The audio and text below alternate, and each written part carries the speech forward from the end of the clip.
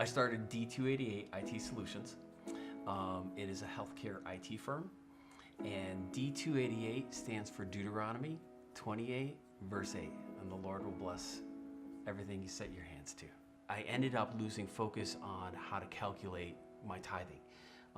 We had worked ourselves up to be able to do 10% of the business gross. And so when it all changed up, I kind of lost track of that. Different contracts ended up not coming through, or different projects got canceled and stuff.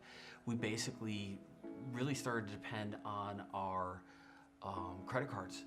And with that, we began just slowly, it just started creeping up. It wasn't like, boom, this massive bill, but it was just a little bit, every few weeks. It was every month. There just wasn't enough, or the timing of when we were getting paid wasn't there.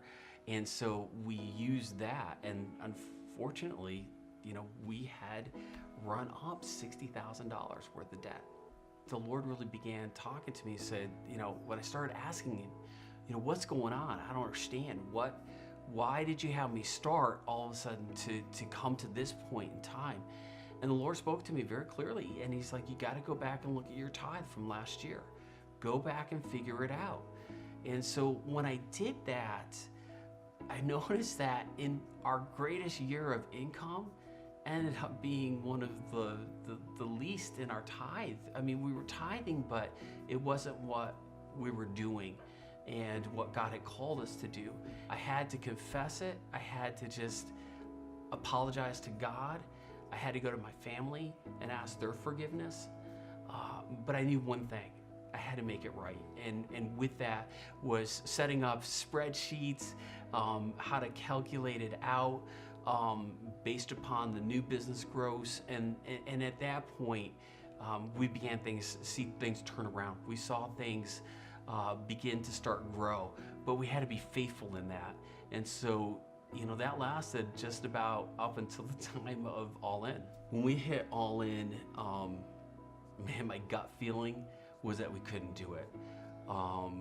We had that debt over our heads, and I felt like we needed to get out of that. But I also knew that not participating wasn't an option. Our philosophy is that if you're going to be a consumer of the local church, you need to be a part of the replenishment of the local church. You can't just always take. The church was not created for that. If everybody took, the churches would collapse. So you've got to be a part of both. You've got to be not only a consumer, but a replenisher. We decided on an amount that we felt would be stretching us. But we also knew that we had to put God first. We had to put God in the proper perspective, and that he was bigger than our debt. And with that, every time I wrote that check at the first of the month, I kept saying, my debt is paid in full. My debt is paid in full. And I kept trusting God that if I kept him in the right perspective, if I kept in obedience with him from what he had called us, he was going to take care of it. It was a done deal at that point. The work just started flowing in, and it was some long, hard days to get it all done, but God's provision was just there. It was just, and every month that we do it, we'd every month see more come in. We'd see more come in, and it was a God thing. It had nothing to do with us. It had everything to do with him and his provision. We were able to pay all the debt off in 8 months. We got to the end of All In. Not only did we do the full pledge, but we ended up doubling our pledge at the end because of God's provision was so great. When you realize that it's God who gave you your income, it's God who gave you your business or your career, when you realize that this is all about God, it really helps you to understand how much he truly loves you.